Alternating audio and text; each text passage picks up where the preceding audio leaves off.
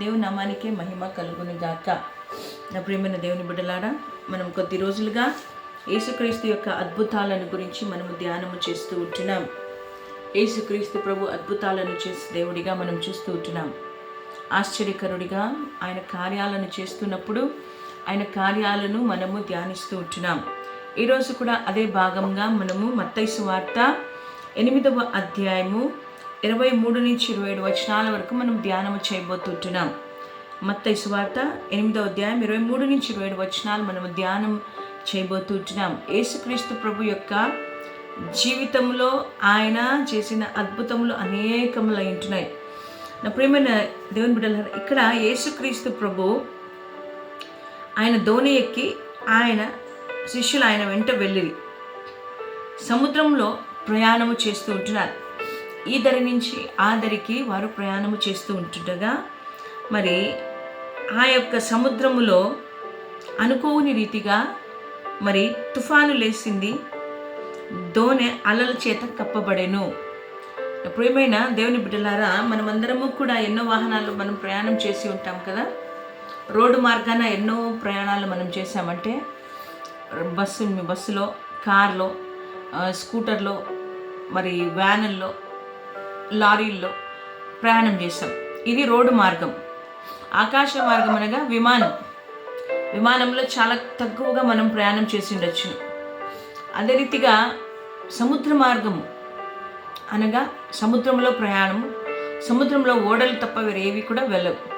మరి ఈ సముద్ర ప్రయాణం అనేది చాలా మరి భయంతో కూడినది. ఎందుకంటే మనము చుట్టూ నీళ్ళు తప్ప వేరేవి ఉండవు. మరి ఆ సముద్ర ప్రయాణంలో ఒకవేళ అలలు వచ్చినా, తుఫాన్ వచ్చినా, ఇబ్బంది పడినా మరి పరిస్థితి చాలా ఘోరంగా ఉంటుంది. మరి యేసుక్రీస్తు ప్రభు ఉన్న కాలంలో ఎక్కువగా వారు వాడిన మార్గం ఏమంటే సముద్ర మార్గమున, సముద్రంలో ప్రయాణం చేస్తూ ఓడల్లో వారు వెళ్ళేవారు.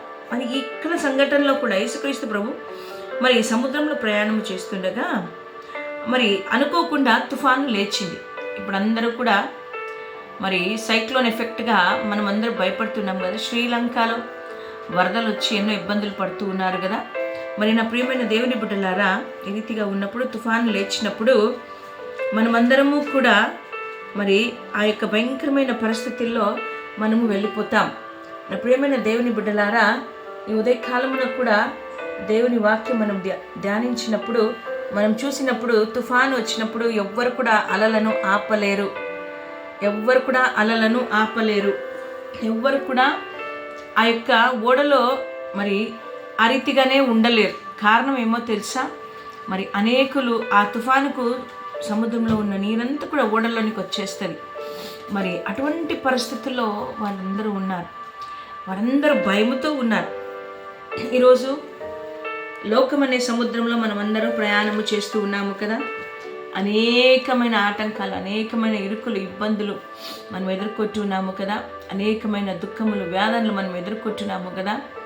ప్రియమైన దేవుడి బిడ్డలారా, వీటన్నిటి మధ్యలో కూడా మరి మనము సాఫీగా మన ప్రయాణము జరగాలి అంటే మనము ఈ శ్రమలకు, ఈ యొక్క శోధనలకు, ఇరుకులకు, ఇబ్బందులకు గురి అవ్వకుండా మనము కూడా అలల చేత కొట్టబడుచున్నాం. ఇటు అటు ఊగుతున్నాం.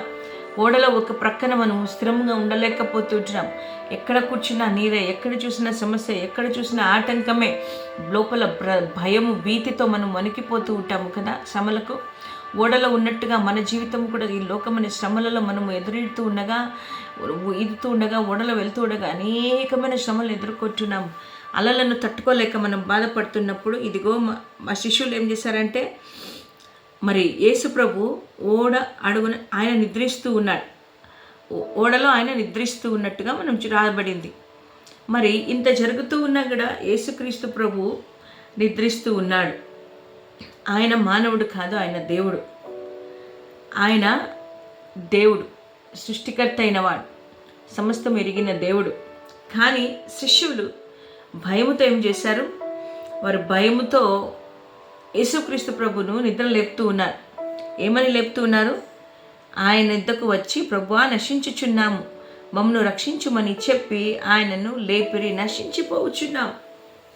ఓ యేసు ప్రభువా, ఓ యేసయ్యా, మేము ఇంత శ్రమల్లో ఉంటే, ఇంత దుఃఖంలో ఉంటే, ఇంత భయంకరమైన పరిస్థితుల్లో మేము ఉన్నామే, అయ్యో లే అని ఆయనను లేపుతూ ఉన్నారు.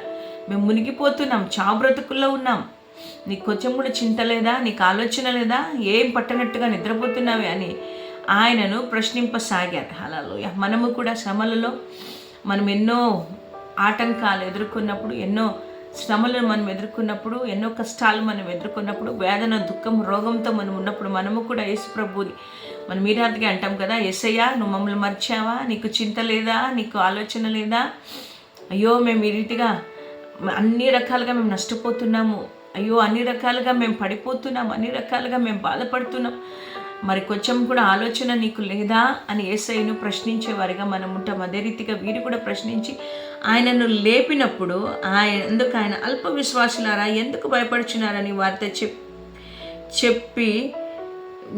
చెప్పాను. లేచి గాలిని సముద్రమును గద్దింపగా మిక్కిలి నిమ్మలమాయెను. వారిని మొదట గద్దించడమని వారి విశ్వాసం. ఇంతకుముందు అనేకమైన అద్భుతాలను వారి కంటి ఎదురుగా యేసుప్రభు చేసింది వారు చూశారు. చేయగల వారిని బాగు చేశాడు. నాయను గ్రామంలో ఉంటున్న విధవరాలి కుమారుని లేపాడు కదా.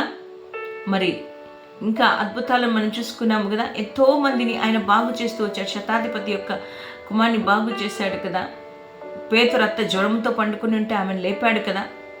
నీటిని ద్రాక్షారసముగా మార్చాడు కదా. ఇన్ని కార్యాలను, ఎవరు చేయని కార్యాలను ఆయన చేస్తున్నప్పుడు ఆయన ఎందుకు విశ్వాసం ఉంచక భయపడ్డారు. ఈరోజు నా జీవితంలో కూడా అనేక మేళ్ళను యేసుప్రభు చేస్తూ ఉన్నప్పటికీ కూడా మనం ఇంకా అవిశ్వాసములోనే బ్రతుకుతూ ఉంటున్నాం, ఇంకా భయంలోనే బ్రతుకుతూ ఉన్నాం, ఇంకా యేసు ప్రభువును మనము సంశయిస్తూ ఉంటున్నాం. ఈయన చేస్తాడా లేడా, ఈయన చేయగలడా, ఈయన కైతుందా అనే ఒక ఆలోచన మనం కలిగినాం. శిష్యులు భయాందోళనతో లేచి ఆయనను లేపారు. భయం ప్రాణం మీదకి వచ్చినప్పుడే మనుషులకు విలువ తెలిసేది కదా. ప్రాణం మీదకి వచ్చింది కాబట్టి, ప్రాణ విలువ తెలిసింది కాబట్టి వారు భయపడుతూ యేసు ప్రభు దగ్గరికి వచ్చారు. వారి విశ్వాసం అంతా ఒక్కసారికి చెదిరిపోయింది.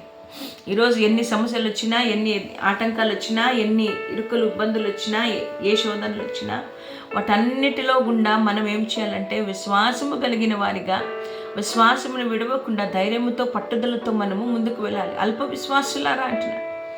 ఈరోజు నీవు నేను అల్ప విశ్వాస, అవిశ్వాస, విశ్వాస, మనమే మనల్ని ఒకసారి ప్రశ్నించుకుందాం. ఒకవేళ అవిశ్వాసమైతే నువ్వు దేవుడేమో నీకు తెలియదు. అల్ప విశ్వాసమైతే ఇప్పుడు నమ్ముతావు, అప్పుడే మర్చిపోతావు. విశ్వాసమైతే దేవుడు చేసే కార్యాలను పూర్ణ హృదయంతో నువ్వు నమ్ముతావు, విశ్వసిస్తావు. లేని దాన్ని ఉన్నట్టుగా దేవుడు చేస్తాడనే నమ్మకము నీలో ఉంటుంది. కాబట్టి ఏ గ్రూపుకు నువ్వు చెందావు? విశ్వాసివా, అల్ప విశ్వాసివా, అవిశ్వాసివా? నిన్ను నీవు ఒక్కసారి ప్రశ్నించుకో. మరి యేసుక్రీస్తు ప్రభు మరి ఆ యొక్క శిష్యులను ఆ రీతిగా మాట్లాడి లేసి ఆయన గాలిని గద్దింపగా అది నిమ్మలమాయెను. హల్లెలూయా. ఎప్పుడైతే యేసుక్రీస్తు ప్రభు నా జీవితంలో ఉంటాడో, ఎప్పుడైతే యేసుక్రీస్తు ప్రభు యొక్క కంట్రోల్లో మన జీవితం ఉంటుందో, అప్పుడు ఆయన సమస్తాన్ని ఆధీనంలో ఉంచగలుగుతాడు, సమస్తమును ఆయన కంట్రోల్లో ఉంచగలుగుతాడు. ఈరోజు సముద్రము, గాలి, సృష్టి అంతా ఆయన మాట వింటుంది. ఎందుకంటే సమస్తము ఆయన ఆధీనంలో ఉంది. నా జీవితము ఆయన ఆధీనంలో లేదు. మన ఇష్టానుసారమైన జీవితాన్ని జీవిస్తున్నాం. మన హృదయాన్ని దేవునికి ఇవ్వలేదు, దేవుని మీద విశ్వాసం ఉంచలేదు, దేవునితో సహవాసం లేదు, దేవునితో ప్రార్థన లేదు, దేవుని సన్నిధిలో మనము లేదు. కాబట్టి ఆయన ఏ రీతిగా కార్యమును చేయగలడు?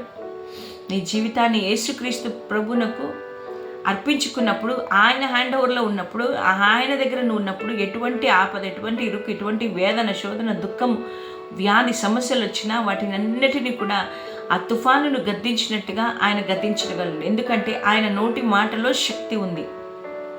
సర్వ సృష్టిని సృష్టించిన సృష్టికర్త అయిన దేవుడు తన నోటి మాట చేత ఆయన సమస్తమును సృజించాడు. తన వాక్కును పంపి ఆయన బాగు చేశాడు.